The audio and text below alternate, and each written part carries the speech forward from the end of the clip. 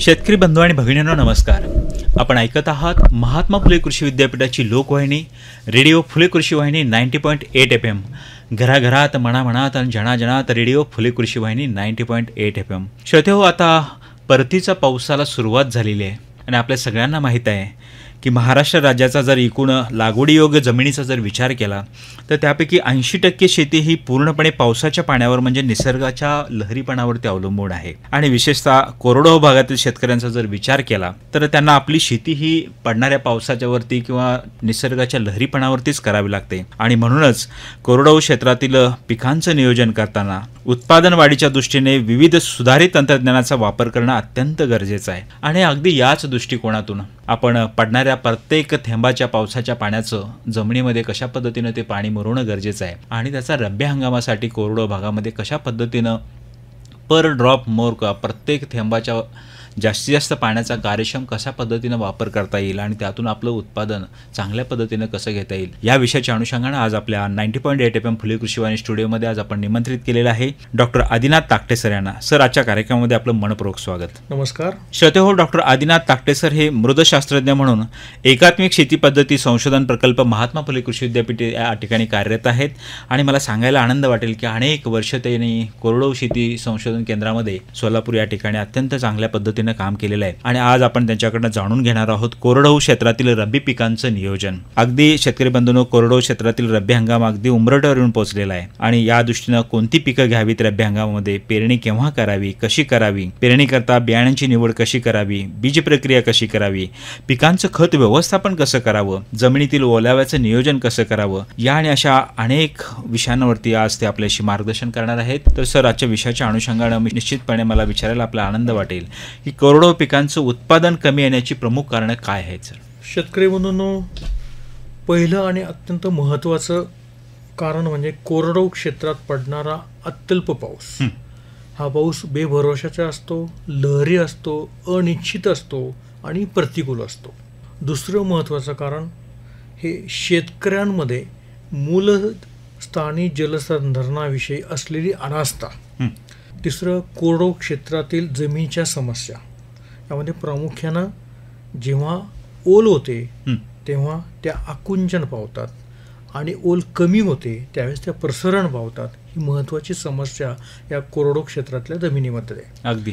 त्यानंतर जमिनीच्या खोलीनुसार नियोजनाचा अभाव, पेरणी वेळेवर न करणं आणि योग्य अंतरावर न करणं, पेरणीचं अंतर योग्य न राखणं, त्यानंतर पारंपरिक बियाणाचा वापर करणं, सेंद्रिय, रासायनिक आणि जैविक खतांचा वापराचा अभाव, अगदी अंतर्मशागतीचा अभाव आणि पीक संरक्षणाचा अभाव, या प्रमुख कारणांमुळं या कोरडवाहू क्षेत्रातलं जे उत्पादन आहे हे कमी येण्याचं महत्त्वाचं कारण आहे. यात महत्त्वाची जी दोन कारणं आहेत यामध्ये हवामानात होणारा सातत्यानं बदल आणि जलसंधारणाचा अभाव आणि अत्यल्प पाऊस, ही महत्त्वाची 3 कारणं आहेत. बरं, निश्चितच या कारणांचा जर विचार केला तर आपण कोरडवाहू पिकांच्या उत्पादन वाढीच्या दृष्टीनं अतिशय महत्त्वाचा प्रश्न जो आहे तर नेमका कोणता आहे आणि त्याबाबत आमच्या शेतकरी बांधवांना काय सांगता येईल? शेतकरी म्हणून कोरडवाहू शेतीमध्ये ओल तसं मोल या उक्तीस अनन्यसाधारण महत्त्व आहे. जमिनीतील ओलावा हा पडणाऱ्या पावसावर आणि जमिनीच्या खोलीवर अवलंबून असतो. एकूण पडणाऱ्या पावसापैकी 10 ते 20% पाणी हे जमिनीवरून वाहून जातं, 10% पाणी हे निचऱ्याद्वारे वाहून जातं आणि जवळजवळ 60 ते 70% पाणी हे बाष्पीभवनाद्वारे निघून जातं. म्हणजे वाहून जाणारं पाणी, निचऱ्याद्वारे जाणारं पाणी आणि बाष्पीभवनाद्वारे जाणारं पाणी जमिनीत जास्तीत जास्त कशा प्रकारे साठवता येईल आणि या साठवलेल्या ओलाव्याचा उपयोग कोरडवाहू शेतीच्या उत्पादन वाढीच्या दृष्टीनं करणं हे अत्यंत महत्त्वाचं आहे. म्हणून आपल्याला पावसाच्या पाण्याचं नियोजन करणं हे कोरडवाहू शेतीच्या दृष्टीनं अत्यंत महत्त्वाचं आहे. अगदीच. श्रोतेहो, खऱ्या अर्थानं 90.8 FM फुले कृषी वाहिनीच्या माध्यमातून आपण डॉक्टर आदिनाथ ताकटे सर यांना आपण ऐकत असाल आणि त्यांचं सातत्यानं आपल्याला सांगणं आहे की पावसाच्या पाण्याचं नियोजन करणं हे अत्यंत महत्त्वाचं आहे. सर, याच्या संदर्भात नेमकंच काय आपला शेतकरी बांधवांना सल्ला असेल?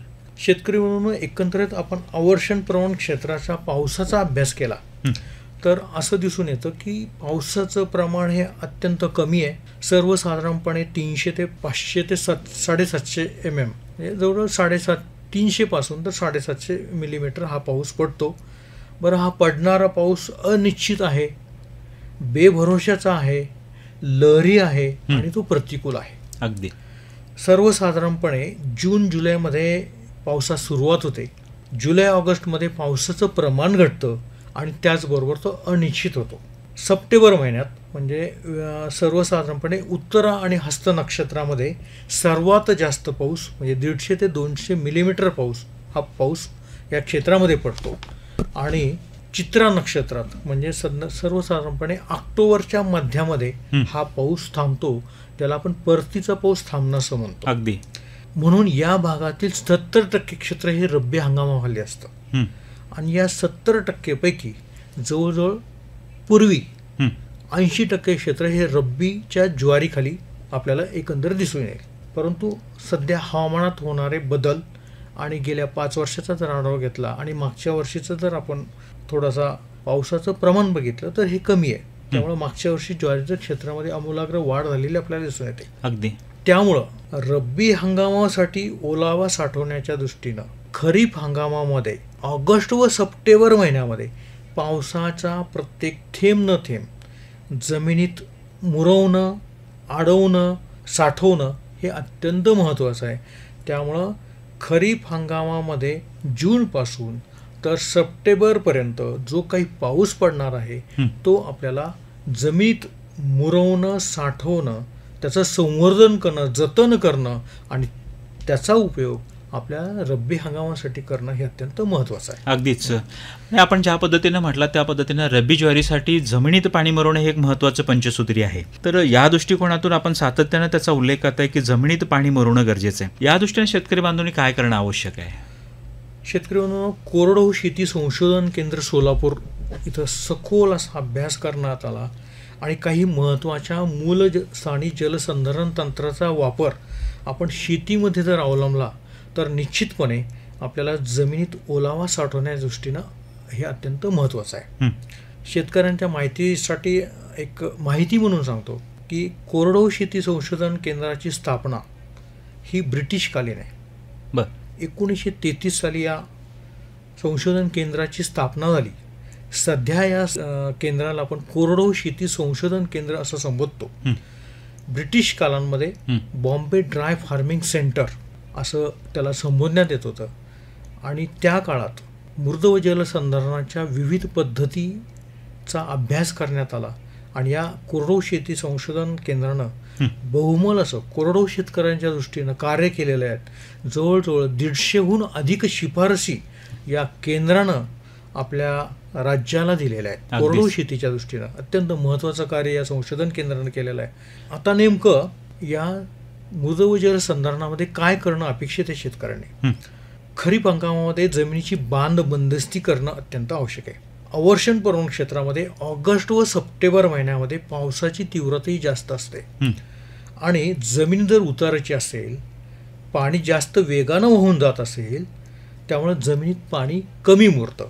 म्हणून उथळ आणि खोल जमिनी असेल तर त्यामध्ये ढाळीचे बांध टाकणं अत्यंत आवश्यक आहे. जमिनीवरून वाहून जाणारं पाणी ठिकठिकाणी थोपवलं जाऊन पाणी मुरण्याची प्रक्रिया ही दीर्घकाळ होते आणि त्यामुळं ओलावा साठवण्यास ही मदत होते. तसंच पावसाळा सुरू होण्यापूर्वी किंवा सुरू होताच जमिनीमध्ये लहान सरी वरंबे काढून किंवा लहान सारे पाडून जमिनीची बांधणी करणं हे अत्यंत आवश्यक आहे. त्यामुळं जमिनीवर वाहून जाणारं पाणी हे कमी होऊन ते जास्त प्रमाणात जमिनीत मुरतं आणि जमिनीची ओलाव्याची साठवण ही अधिक प्रमाणात होते. अगदी. बांधबंदिस्ती केलेल्या क्षेत्रात जमिनीची जी मशागत करणार आहोत म्हणजे नांगरणी, कुळवणी, पेरणी, कोळपणी यासारखी जी कामं आपल्याला करायची आहेत, ही कामं उतारास आडवी करणं अत्यंत आवश्यक आहे. त्यामुळं ओलावा साठवण्यास मदत होते. निश्चित. जमिनीत ओल ओढून जाऊ नये म्हणून पेरणी झाल्यानंतर आच्छादन करणं अत्यंत महत्त्वाचं आहे. मार्वेल, अंजन गवत, खच गवत, सुबाबूळ या वनस्पतींचा बांधासारखा, म्हणजे त्याला जैविक बांध असं आपण म्हणतो, या जैविक बांधाचा उपयोग पावसाचं पाणी अडवण्यासाठी आणि ओलवण्यासाठी आपल्याला मदत होऊ शकते. दुबार पीक पद्धतीचा अवलंब जमिनीच्या खोलीनुसार करायला हवा. याशिवाय शेततळी ही कोरडवाहू क्षेत्रातली अत्यंत महत्त्वाचं काम. हे खरीप हंगामामध्ये पडलेल्या पावसाचं साठवण आपण जर शेततळ्यामध्ये केलं आणि त्याचा उपयोग रब्बी हंगामातील ज्यावेळेस पाऊस कमी असेल, जमिनीत ओलावा कमी असेल, अशा वेळी आपल्याला जर 1 ते 2 पाणी देता आलं तर निश्चित रब्बी हंगामातील पिकांचा या उत्पादन वाढीसाठी उपयोग होऊ शकतो. याकरता जमिनीची बांध बंदिस्ती, ढाळीचे बांध, सरी वरंबे, सपाट वाफे, बंदिस्त सरी वरंबे, त्यानंतर नांगरणी, कुळवणी, कोळपी, ही उतार साडवी, ह्या महत्त्वाच्या तंत्राचा वापर आपण जर केला तर निश्चितपणे आपल्याला कोरडवाहू क्षेत्रातील उत्पादन हे चांगलं येऊ शकतं. अगदीच.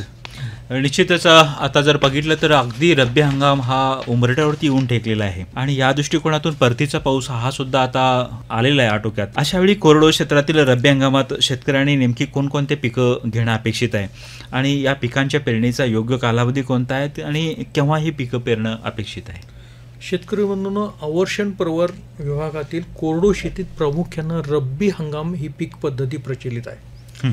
खरीपात वेळेवर आणि पुरेसा पाऊस पडला तर शेतकरी हलक्या जमिनीवर बाजरी, तूर, सूर्यफूल, मूग, मटकी, हुलगा, चवळी अशा प्रकारची पिकं घेतो. याशिवाय सूर्यफूल अधिक तूर, बाजरी अधिक तूर ही आंतरपिकं मोठ्या प्रमाणात कोरडवाहू क्षेत्रावर घेतली जातात. आता रब्बी हंगामात मध्यम ते खोल जमिनीत ज्वारी, करडई, हरभरा आणि सूर्यफूल ही अत्यंत महत्त्वाची पिकं ही जमिनीत साठवून ठेवलेल्या ओल्याव्यावर घेतली जातात. सर्वसाधारणपणे आपण कोरडवाहू रब्बी हंगामाची पेरणीचा जर विचार केला तर आपल्या विद्यापीठानं 15 सप्टेंबर ते 15 ऑक्टोबर पर्यंत पेरणी करण्याची शिफारस केलेली आहे. शेतकरी बंधूंनो, कोरडवाहू क्षेत्रात पिकांची पेरणी ही वेळेवर करणं हे अत्यंत महत्त्वाचं आहे. ओलाव्याचा वापर होणं अत्यंत महत्त्वाचं आहे. त्यामुळं पिकांची पेरणी ही करताना वेळेवर पेरणी करणं हे अत्यंत महत्त्वाचं. उशिरा पेरणी झाल्यास म्हणजे ऑक्टोबरच्या दुसऱ्या पंधरवड्यात जर पेरणी झाली तर निश्चितपणे कोरडवाहू क्षेत्रामध्ये जवळ 25 ते 30% उत्पादन घटलेलं आपल्याला दिसून येईल.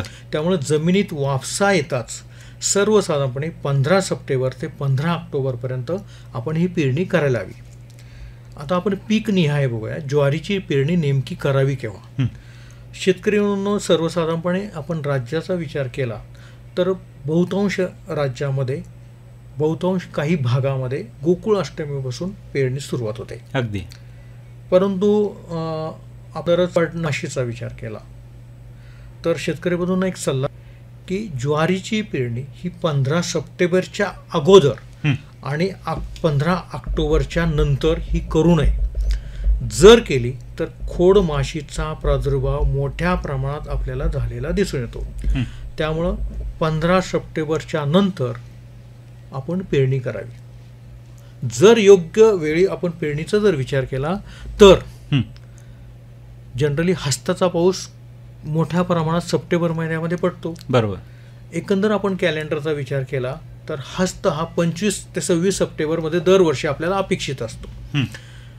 एकंदरच कोरडवाहू क्षेत्रातील शेतकरी, हुशार शेतकरी निश्चितपणे 25 सप्टेंबर नंतरच याचा उपयोग म्हणजे पेरणीसाठी ही योग्य वेळ समजली जाते. कारण जो पडणारा पाऊस आहे हस्ताचा हा मोठा पाऊस पडतो. त्यामुळं 25 सप्टेंबर ते 10 ऑक्टोबर ही पेरणीची अगदी योग्य वेळ ही रब्बी ज्वारीसाठी मानली जाते. याच्यामध्ये प्रामुख्यानं निश्चितपणे एक सांगायला आवडेल की सध्या हुरड्यामध्ये क्षेत्र मोठ्या प्रमाणात वाढलेलं आहे. राज्यामध्ये कृषी पर्यटन मोठ्या प्रमाणात वाढलं आहे. त्यामुळं हुरडा पार्टी आपण बऱ्याचदा ऐकतो, वाढलेलं आहे प्रमाण. आणि त्यामुळं आपण जर औरंगाबाद साईड बघितलं, कन्नड साईड जर बघितली, सारंगपूर ही गावं आहेत, ही हुरड्यासाठी प्रसिद्ध आहेत. बरोबर. येथील शेतकरी 1 ऑगस्टपासून या हुरड्याच्या पेरणीसाठी तयारी ठेवतात किंवा पेरण्या करतात आणि दर आठवड्याला 15 दिवसाच्या अंतरानं त्यांना जवळजवळ हा हंगाम आपल्याला फेब्रुवारीपर्यंत न्यायचा असतो. त्यामुळे 15-15 दिवसाच्या अंतरानं हा हुरडा निघावा आणि त्या दृष्टीनं हे हुरड्याची पेरणी होते. बर. आणि सांगायला निश्चित आवडेल की कोट्यावधीची उलाढाल या क्षेत्रामधून होते. त्यामुळे निश्चितपणे हुरडा कोरडवाहू शेतकऱ्याच्या दृष्टीनं, ज्या शेतकऱ्याला पैसा खरोखरच आर्थिक कमवायचा असेल त्यांनी याकडं प्राधान्यानं लक्ष दिलं तर निश्चितपणे मोठ्या प्रमाणात त्याला आर्थिक फायदा होऊ शकतो. हे झालं ज्वारीच्या बाबतीत. दुसरं महत्त्वाचं पीक करडई. करडईची पेरणी योग्य वेळी होणं अत्यंत महत्त्वाचं आहे. बर. लवकर पेरणी केली म्हणजे सप्टेंबरच्या अगोदर जर पेरणी केली तर पानावरील ठिपके हा बुरशीजन्य रोग येतो. जर उशिरा पेरणी केली म्हणजे 15 ऑक्टोबर नंतर उशिरा पेरणी केली तर माव्याचा मोठ्या प्रमाणात प्रादुर्भाव होतो आणि हे पीक थंडीमध्ये सापडतं. बर. त्यामुळं पेरणी करताना 25 सप्टेंबर ते 10 ऑक्टोबर ही योग्य वेळ ही करडईच्या पेरणीची आहे. आता तिसरं पीक महत्त्वाचं हरभऱ्याचं पीक. जनरली आपण बागायती क्षेत्राचा जर विचार केला तर आपण 20 ऑक्टोबर ते 10 नोव्हेंबरपर्यंत पेरणी करा असं आपण शिफारस आहे. परंतु कोरडवाहू क्षेत्रामध्ये ओलाव्याचा वापर करणं हे अत्यंत महत्त्वाचं असतं. त्यामुळं हस्ताचा पाऊस पडून गेल्यानंतर परंतु ओल कमी होताच पेरणी करणं हे अत्यंत आवश्यक आहे हरभऱ्याच्या दृष्टीनं. त्यामुळं पेरणी करताना हस्ताचा पाऊस पडून गेल्यानंतर म्हणजे 25 सप्टेंबर ते 10 ऑक्टोबरच्या दरम्यान ही पेरणी करणं गरजेचं आहे. चौथं महत्त्वाचं पीक सूर्यफूल. खेदानं नमूद करावं वाटतं की सूर्यफुलाचं क्षेत्र हे कमी होत चाललं आहे. बर. पण हे शेतकऱ्यांमध्ये या पिकाबद्दल अनास्था निर्माण झालेली आहे. त्या वाणही उपलब्ध आहेत परंतु निश्चितपणे याचं क्षेत्र ड्रास्टिकली हे आपण कमी झालेलं दिसून येतो. सर्वसाधारणपणे सूर्यफुलाची पेरणी ही सप्टेंबरच्या दुसऱ्या पंधरवड्यात करणं हे अपेक्षित आहे आणि निश्चितच उत्पादन या दृष्टीनं आपल्याला चांगल्या प्रकारे येऊ शकतं. अशा रीतीनं आपण सर्वसाधारणपणे कोरडवाहू क्षेत्रातील पिकांची पेरणी ही 15 सप्टेंबर ते 15 ऑक्टोबर आणि ह्या तीनही महत्त्वाच्या पिकांची पेरणी ही 15 सप्टेंबर ते 10 ऑक्टोबरच्या दरम्यान करावी. जमिनीमध्ये ओल कमी होण्यापूर्वीच वापसा येताच आपण पेरणी करणं अपेक्षित आहे. अगदीच. सर, हे झालं आपण पेरणी कधी करावी या संदर्भात आपलं मार्गदर्शन झालं. पण रब्बी हंगामातील पिकांकरता जमीन सुद्धा निवडणं हा सुद्धा महत्त्वाचा मुद्दा आहे. काय करणं गरजेचं आहे? एकंदरच ज्वारी, सूर्यफूल, करडई आणि हरभरा पिकांसाठी मध्यम ते भारी खोल उत्तम निचरा असणारी जमीन ही आपण निवडणं अपेक्षित आहे. एकंदरीतच हरभरा पिकास हलकी जमीन, भरड जमीन, पाणथळ जमीन किंवा चोपण किंवा क्षारयुक्त जमीन अशा जमिनी या आपण हरभऱ्याच्या लागवडीसाठी वापरू नये. अशा रीतीनं रब्बी हंगामासाठी आपल्याला मध्यम ते भारी जमीन लागवडीसाठी अपेक्षित आहे. बरं. जमिनीच्या नंतर सर्वात महत्त्वाचा मुद्दा म्हणजे आपण जे काही रब्बी हंगामातील पिकांची नावं सांगितली या पिकांसाठी वाणांची निवड सुद्धा महत्त्वाची आहे. तर या पेरणीकरता कोणते वाण निवडणं शेतकरी बांधवांनी अपेक्षित आहे? अवर्षण प्रवण भागामध्ये अवर्षणाचा जो कालावधी असतो तो लहान मोठा नेहमीच असतो. म्हणून अवर्षणाचा ताण सहन करणाऱ्या आणि कमीत कमी कालावधीत येणाऱ्या वाणांची निवड करणं हे अत्यंत महत्त्वाचं आहे. कमी दिवसात आणि अवर्षणाचा ताण सहन करणाऱ्या जाती ह्या निवडायला हव्यात. बरं. आता रब्बी ज्वारीच्या दृष्टीनं जर सांगायचं झालं तर निश्चितपणे अभिमानानं आपल्याला सांगता येईल की राज्याच्या एकूण क्षेत्राच्या 40 ते 50% अधिक क्षेत्र हे महात्मा फुले कृषी विद्यापीठाच्या विकसित वाणांखाली आहे. अगदी जवळजवळ या वाणांमुळं आणि उत्पादनाच्या तंत्रज्ञानामुळं राज्याच्या ज्वारीची उत्पादकता ही दुपटीहून अधिक ही वाढलेली आहे. निश्चितच महात्मा फुले कृषी विद्यापीठाच्या दृष्टीनं ही अभिमानास्पद अशी बाब आहे. अगदी. राज्यातील एकूण आपण जर ज्वारीचं क्षेत्र बघितलं तर सर्वसाधारणपणे 23% क्षेत्र हे हलक्या जमिनीमध्ये, जवळजवळ 46% क्षेत्र हे मध्यम जमिनीमध्ये आणि 29% क्षेत्र हे भारी जमिनीमध्ये. आता आपण एकंदरच विचार केला तर या विद्यापीठानं हलक्या जमिनीसाठी म्हणजे ज्या जमिनीची खोली 30 सेंटीमीटर आहे अशा जमिनीसाठी फुले यशोमती, फुले अनुराधा, फुले माऊली या वाणांचा वापर करण्याचा सल्ला आपल्याला दिलेला आहे. जर जमीन मध्यम असेल, 60 सेंटीमीटर खोल असेल, तर अशा जमिनीमध्ये फुले सुचित्रा, फुले माऊली, परभणी मोती, मालदांडी 35 या वाणांचा वापर करण्याची शिफारस केलेली आहे. ज्या जमिनी भारी आहेत म्हणजे सर्वसाधारणपणे 60 सेंटीमीटरपेक्षा त्यांची खोली जास्त आहे अशा जमिनीमध्ये फुले वसुधा, फुले यशोदा, CSV 22, PKV क्रांती, परभणी मोती या वाणांची शिफारस आपण केलेली आहे. संकरित वाणामध्ये CSH 15, CHS 19 या वाणांचा वापर करण्याची शिफारस केलेली आहे. एकंदरीतच बागायती क्षेत्राचा जर विचार केला तर फुले रेवती हा अत्यंत चांगला उत्पादन देणारा वाण हा शेतकऱ्यांनी निवडायला हरकत नाही. याशिवाय फुले रोहिणी हा पापडासाठीचा वाण दिलेला आहे, लह्यासाठी वाण दिलेला आहे, हुरड्यासाठी फुले मधुरा हा वाण विकसित केलेला आहे आणि त्याची फार मोठ्या प्रमाणात शेतकरी लागवड करतायत. अशा प्रकारे जमिनीच्या खोलीनुसार वाण या विद्यापीठाकडे उपलब्ध आहेत आणि या वाणांचा जर आपण वापर केला तर निश्चितपणे आपले उत्पादन हे चांगल्या येऊ शकतं. थोडक्यात सांगायचं झालं तर हलक्या जमिनीसाठी सध्या फुले यशोमती वाण, मध्यम जमिनीसाठी फुले सुचित्रा आणि फुले पूर्वा, ज्यांना घरगुती मालदंडीकडं शेतकरी मोठ्या प्रमाणात आकर्षित होतात. जुना वाण आहे, आपल्या विद्यापीठानंच विकसित केलेला वाण आहे. हा वाण बहुतांश शेतकरी हा खाण्याकरता वापरतायत. हा मालदांडी 35 वाण याची मध्यम जमिनीत. भारी जमिनीमध्ये फुले वसुधा आणि फुले यशोदा हे वाण, याशिवाय परभणी मोती आणि परभणी क्रांती हे परभणी कृषी विद्यापीठानं विकसित केलेले वाण. ह्या वाणांचा वापर आपण याच्यासाठी करायचा आहे आणि ज्यांच्याकडे बागायती क्षेत्र आहे अशा शेतकऱ्यांनी फुले रेवती हा वाण वापरावा.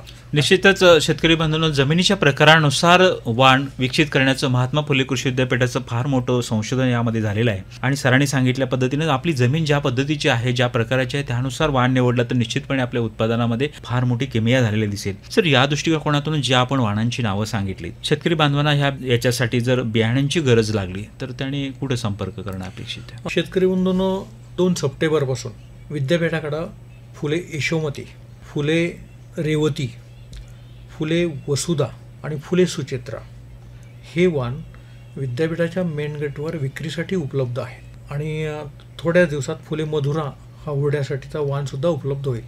निश्चितपणे आपण याचा फायदा घेणं जरुरीचं आहे. याशिवाय याच्यातील काही वाण म्हणजे फुले सुचित्रा, फुले रेवती, फुले वसुधा हे वाण महाबीजतर्फे सुद्धा वितरित करण्यात येतात आणि निश्चितपणे आपण ह्या वाणांचा वापर करणं अत्यंत आवश्यक आहे. अगदीच शेतकरी बांधवांनो, जे आदिनाथ ताकटे सरांनी आपल्याला आव्हान केले त्याचा निश्चितपणे आपण विचार करावा आणि जमिनीच्या प्रकारानुसार वाणांची निवड आपण करावी. त्याच्यानंतर बीज प्रक्रिया हा महत्त्वाचा घटक आहे. सर, दुसरं जे महत्त्वाचं पीक आहे करडई. या करडईमध्ये प्रामुख्यानं आपल्या विद्यापीठानं जे वाण विकसित केलेले आहेत यामध्ये SSF 708, त्यानंतर SSF 748 ज्याला आपण फुले चंद्रभागा असं संबोधतो, SSF 733 ज्याला फुले करडई असं संबोधतो, SSF 1371 फुले भिवरा, तर SSF 1240 फुले निरा, नंतर SSF 1565 फुले गोल्ड आणि फुले किरण म्हणजे ज्याला SSF 1602 हे वाण कोरडवाहू शेती संशोधन म्हणजे करडई संशोधन प्रकल्प सोलापूर इथून विकसित केलेले आहेत. याच विद्यापीठाचे हे वाण आहेत. तरी विशेषतः आवर्षण क्षेत्रामध्ये विशेषतः लातूर, सोलापूर या जिल्ह्यामध्ये मोठ्या प्रमाणात त्याची लागवड मोठ्या प्रमाणात होते.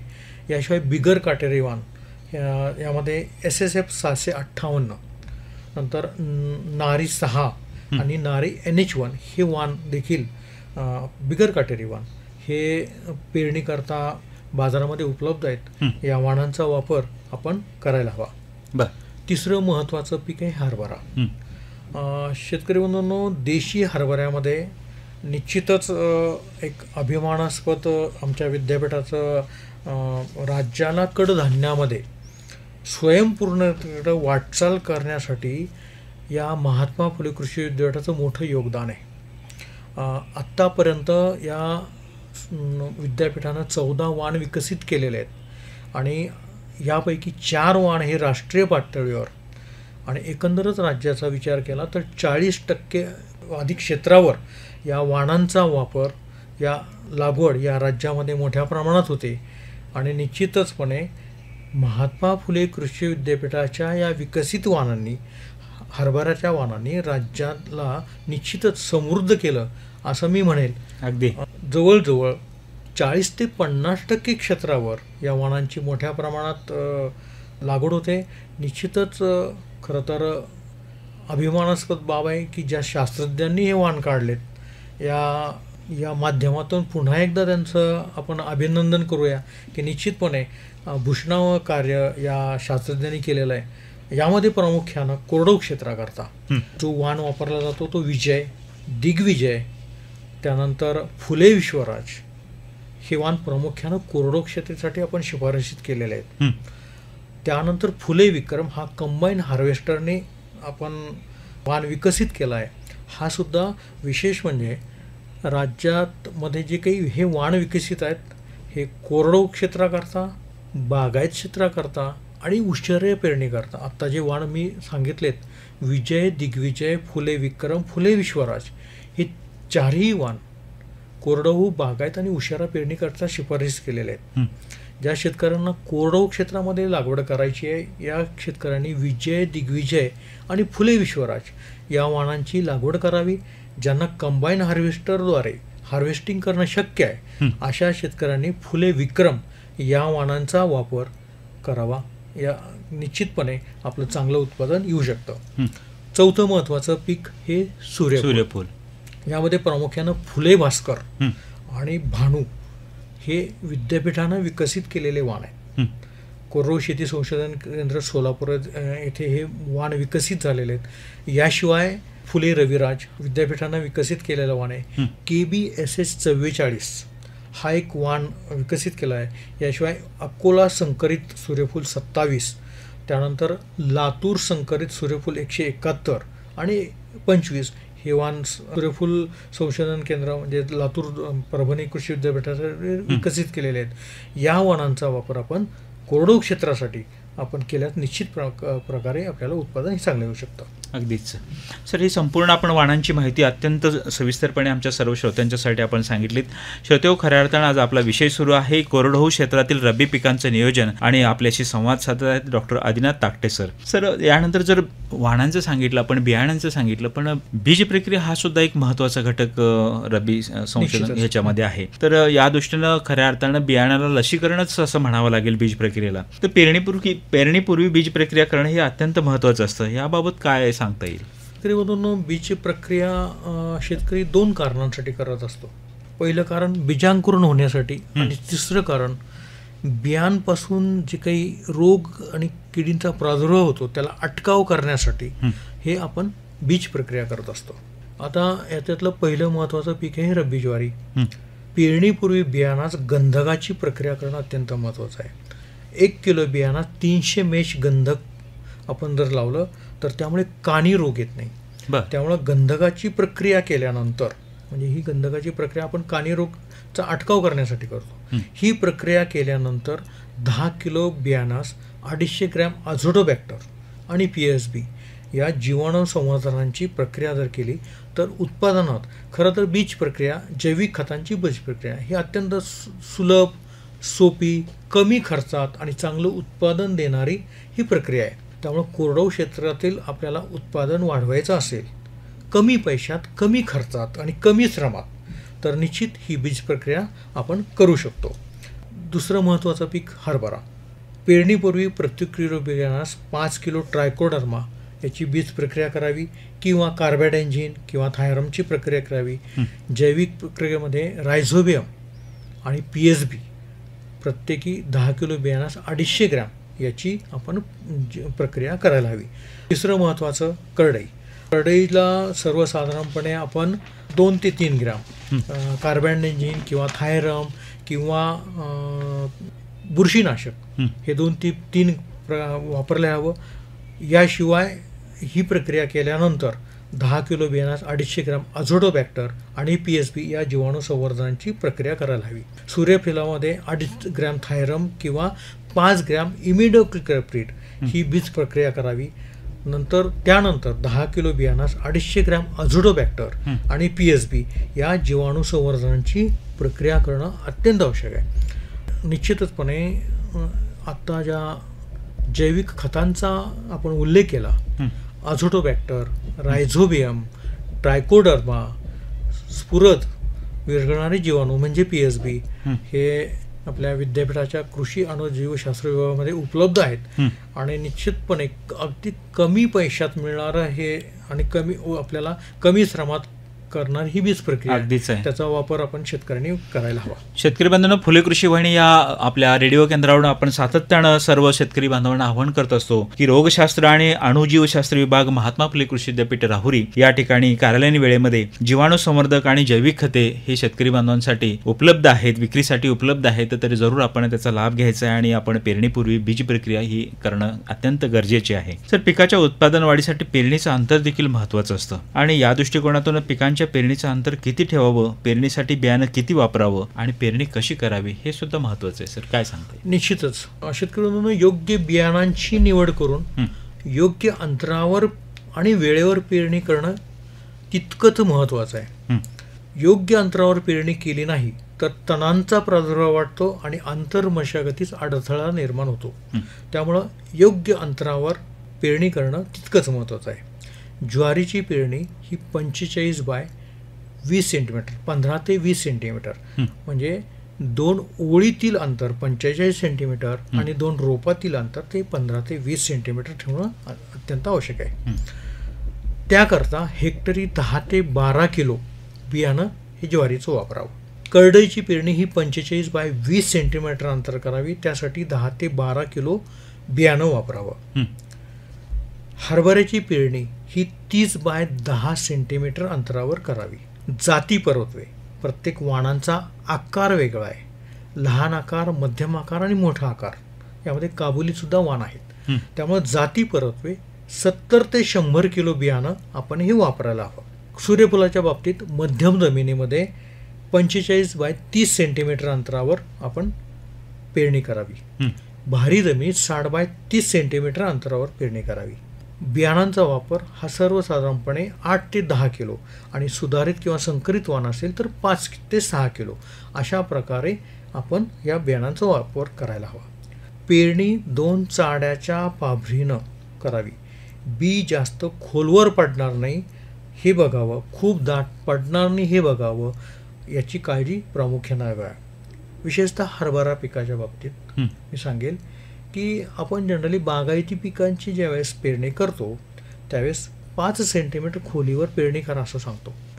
परंतु कोरडवाहू क्षेत्रामध्ये 10 सेंटीमीटर खोलीवर पेरणी करणं हे अपेक्षित आहे, कारण ओलाव्याचा वापर करणं अपेक्षित असतं. त्यामुळं हरभऱ्याची पेरणी करताना ही काळजी घेणं महत्त्वाचं आहे. कोरडवाहू क्षेत्रामध्ये ज्या शेतकऱ्यांना फुले विक्रम हा कंबाईन हार्वेस्टरने वाण पेरायचा आहे अशा शेतकऱ्यांनी 45 बाय 10 सेंटीमीटरवर पेरणी करणं अपेक्षित आहे, कारण आपल्याला हार्वेस्टिंग कंबाईन हार्वेस्टरने करायची आहे. त्यामुळं आपण जनरली हरभऱ्याची लागवड ही 30 बाय 10 सेंटीमीटरवर करतो, परंतु कंबाईन हार्वेस्टरने आपल्याला हा वाण हार्वेस्ट करायचा असल्यामुळे त्याची पेरणी ही 45 बाय 10 सेंटीमीटर अंतरावर करावी. अशा रीतीनं या वाणांची पेरणी करणं अपेक्षित आहे. पेरणीच्या बाबतीमध्ये झालं, पण सर रब्बी हंगामामध्ये घेतल्या जाणाऱ्या पिकांसाठी खत व्यवस्थापन सुद्धा महत्त्वाचं आहे. अगदी पेरणीच्या पूर्वी कोणती खतं टाकावीत, नंतर कोणती खतं टाकावीत हे सुद्धा अत्यंत महत्त्वाचं आहे. या दृष्टिकोनातून खत व्यवस्थापन सर कसं करणार? शेतकरी म्हणून जनरली कोरडवाहू शेतीमध्ये उपलब्ध ओलाव्याचा जर वापर मध्ये रासायनिक खतांचा जर वापर केला तर तो अतिशय फायदेशीर असं दिसून येतो. कोरडवाहू क्षेत्रामध्ये जनरली आपण पेरणी करताना सर्व मात्रा देत असतो. जर मध्यंतर पाऊस पडला तर आपल्याला टॉप ड्रेसिंग करता येतं, परंतु पावसाचा भरोसा नसल्यामुळं आपण एकाच वेळी आपण पिकाला रासायनिक खतं देतो. सर्वसाधारणपणे 3 वर्षातून एकदा कोरडवाहू क्षेत्रामध्ये शेणखताचा वापर 6 टन प्रति हेक्टरी वापर करतो, म्हणजे एकरी 2 टन प्रति हेक्टरी. एकंदरच कोरडवाहू क्षेत्रामध्ये पिकांसाठी नत्र, स्फुरद आणि पालाश हे पेरणीच्या वेळी एकाच वेळी एकाच हप्त्यात 2 चाड्याच्या पाभरीनं देणं अत्यंत संयुक्तिक ठरतं. रब्बी ज्वारी सूर्यफूल करता 50 किलो नत्र, 25 किलो स्फुरद आणि 25 किलो पालाश हे युरिया, सिंगल सुपर फॉस्फेट आणि म्युरेट ऑफ या पोटॅश या माध्यमातून देणं अपेक्षित आहे. सर्वसाधारणपणे आपण 50 किलो नत्र हेक्टरी म्हणतो, म्हणजे जवळजवळ 2.5 गोण्या युरिया, सिंगल सुपर फॉस्फेट म्हणजे 3 गोण्या सिंगल सुपर फॉस्फेट आणि 1 गोणी म्युरेट ऑफ पोटॅश हे आपल्याला प्रति हेक्टरी ज्वारी आणि सूर्यफुलास देणं अपेक्षित आहे. करडईच्या पिकास हेक्टरी 50 किलो नत्र आणि 25 किलो स्फुरद हे देणं अपेक्षित आहे. हरभरा पिकास 25 किलो नत्र, 50 किलो स्फुरद आणि 30 किलो पालाश हे प्रति हेक्टरी द्यावं. यासाठी हेक्टरी 125 किलो DAP म्हणजे डाय अमोनियम फॉस्फेट अधिक 50 किलो म्युरेट ऑफ पोटॅश हे पेरणीच्या वेळी दुचाडी पाभरीनं पेरून द्यावं. आता एक हरभऱ्याच्या बाबतीत सांगता येईल की बहुतांश शेतकरी DAPचा वापर मोठ्या प्रमाणात करतायत. ज्या शेतकऱ्यांनी DAPचा वापर 5 वर्ष सलग केलाय अशा शेतकऱ्यांचं उत्पादनात निश्चितपणे आपल्याला कमी झालेलं दिसून येईल. कारण DAPच्या माध्यमातून आपण जे खत देणार आहोत त्यामध्ये सल्फरची मात्रा ही नसते. म्हणजे सिंगल सुपर फॉस्फेटच्या माध्यमात जे काही आपण सल्फर असतो तो त्यातून जात नाही. त्यामुळं ज्या शेतकऱ्यांनी 5 वर्ष झाली आहेत अशा शेतकऱ्यांनी हरभरा पिकास युरिया, सिंगल सुपर फॉस्फेट आणि म्युरेट ऑफ पोटॅश या माध्यमातून खतं द्यावीत किंवा 125 किलो DAP अधिक 50 किलो म्युरेट ऑफ पोटॅश अधिक सल्फरची मात्रा 10 किलो प्रति हेक्टरी देणं हे अपेक्षित आहे. त्यामुळे उत्पादन चांगल्या प्रकारे येऊ शकतं. कोरडो क्षेत्रामध्ये खतं देताना खतं ही विस्कटून देऊ नयेत. पीक फुलोरत असताना आणि घाटे भरण्याच्या अवस्थेत असताना ताण येण्याचा प्रसंग हा कोरडो क्षेत्रामध्ये नेहमीच आढळून येतो. अशा वेळी 2% युरियाची फवारणी जर दिली तर निश्चित आपल्याला त्यापासून फायदा होऊ शकतो. अशा प्रकारे आपण या खतांचा वापर करायला हवा. अगदीच सातत्यानं मी आपल्याला सांगत आहे की डॉक्टर आदिनाथ ताकटे सर हे कोरडवाहू संशोधन केंद्र सोलापूर या ठिकाणी अतिशय त्यांनी प्रभावीपणे काम केलेलं आहे आणि त्यांच्या संशोधनाच्या अंती जे त्यांनी निष्कर्ष आपल्याला सांगितलेत त्याचा निश्चितपणे आपल्या उत्पादन वाढीमध्ये फरक पडायला मदत होईल. त्या दृष्टिकोनातून सर्व शेतकरी बांधवांनी त्याची दखल घ्यावी. सर, रब्बी हंगामातील पिकांना ज्या पद्धतीनं पाण्याचं दुर्भिक्ष ज्यावेळेला जाणवतं त्यावेळेला कोळपणी करणं सुद्धा हे अतिशय महत्त्वाचं असतं. या दृष्टिकोनातून आमच्या सर्व शेतकरी बांधवांना या कोळपणीचा काय उद्देश असतो आणि त्यापासून काय फायदे होतात, काय सांगता येईल? शेतकरी बंधूंनो, रब्बी हंगामात कोळपणीचा फार मोठा सहभाग ग्रामीण भागात आहे. एक कोळपणी आणि अर्ध पाणी अशी म्हण आहे. म्हणजे एकदा कोळपणी केली तर जवळजवळ पाणी दिल्याप्रमाणे फायदा होतो. या तत्वाचा जर आपण अवलंब केला कोरडवाहू शेतीमध्ये तर रब्बी ज्वारीस 3 वेळा कोळपणी करण्याची शिफारस या संशोधन केंद्राने केलेली आहे. पहिली कोळपणी ही पीक 3 आठवड्याचं झाल्याचं असताना फटीच्या कोळप्यानं करणं हे अपेक्षित आहे. यामुळे काय होतंय की तण नष्ट होतात आणि त्या वाटे जे काही पाण्याचा अपव्यय होतो हा आपल्याला टाळता येतो. अगदीच. दुसरी जी कोळपणी करायची आहे ती 5 आठवड्यांची झाल्यानंतर करायची आहे. ही 5च्या कोळप्यानं करायची आहे. त्यावेळेस काय होतंय, जमिनीतील ओल कमी झाल्यानं जमिनीला सूक्ष्म भेगा पडू लागलेल्या असतात आणि त्यामुळं कोळपणी केल्यामुळं त्या बंद होतात आणि बाष्पीभवनाची क्रिया ही कमी होते किंवा बंद होते. त्यामुळं दुसरी कोळपणी करताना 5 आठवड्याची असताना 5च्या कोळप्यानं करणं अपेक्षित आहे. तिसरी कोळपणी हे पीक 8 आठवड्याचं झालंच असताना दातेरी कोळप्यानं करावी. कोळपं काय होतंय की मातीत व्यवस्थित घुसून माती ढिली केली जाते आणि त्यामुळे भेगा बुजवल्या जातात आणि त्यामुळे जमिनीची जी ओल आहे ही कमी असेल तर उडून जाण्याचं प्रमाण हे कमी होतं आणि त्यामुळं ही कोळपणी ही लाभदायी ठरते. त्यामुळं कोरडो क्षेत्रातील पिकांना कोळपणी, पहिली कोळपणी 3ऱ्या आठवड्यात तीही फटीच्या कोळप्यानं, दुसरी कोळपणी 5व्या आठवड्यात ही 5च्या कोळप्यानं आणि तिसरी कोळपणी 8व्या आठवड्यात दातेरी कोळप्यानं करणं हे अत्यंत महत्त्वाचं आहे. निश्चित. आणि कोरडवाहू शेतीमध्ये जर आपण उत्पादनाचा विचार केला तर कोळपणीचं अनन्यसाधारण महत्त्व या असं कोरडवाहू क्षेत्राच्या दृष्टीने सांगता येईल. श्रोतेहो, खऱ्या अर्थानं आपण महात्मा फुले कृषी विद्यापीठाची रेडिओ फुले कृषी वाहिनी हे केंद्र आपण ऐकत आहात आणि आज आपला विषय सुरू आहे कोरडवाहू क्षेत्रातील रब्बी पिकांचं नियोजन. आणि आपल्याशी संवाद साधत आहेत डॉक्टर आदिनाथ ताकटे सर, मृदशास्त्रज्ञ, एकात्मिक शेती पद्धती संशोधन प्रकल्प, महात्मा फुले कृषी विद्यापीठ राहुरी. ही मुलाखत ऐकल्यानंतर आपल्या मनामध्ये काही शंका असतील, काही प्रश्न असतील तर जरूर आपल्या शंकांचं निरसन करून घेण्यासाठी मी त्यांचा संपर्क क्रमांक आपल्याला देत आहे, तर तो आपण लिहून घ्यावा. 940 403 2389. मी पुन्हा एकदा त्यांचा संपर्क क्रमांक सांगतो, 9404032389. तर जरूर आपण त्यांच्याशी संपर्क साधून आपल्या मनात जर काही शंका असतील तर त्याचं देखील आपण निरसन करू शकता. सर, बऱ्याच वेळापासून आपण कोरडवाहू क्षेत्रातील रब्बी पिकांचं नियोजन याविषयी आमच्या सर्व श्रोत्यांना, सर्व शेतकरी बांधवांना ऑनलाईन यूट्यूब चॅनलच्या माध्यमातून ऐकणाऱ्या अनेक श्रोत्यांसाठी अत्यंत चांगल्या पद्धतीने आपण मार्गदर्शन करतात. अगदी विषयाच्या शेवटाकडे जात असताना जातात आपला कोरडवाहू क्षेत्रातील रब्बी पिकांच्या नियोजनासंदर्भात सर्व शेतकरी बांधवांसाठी आपला काय सल्ला असेल? शेतकरी बंधूंनो, कोरडवाहू क्षेत्रामध्ये येणारी जी पिकं आहेत रब्बी हंगामातील ही पावसाच्या पडणाऱ्या ओलीवर आपण घेणार आहोत.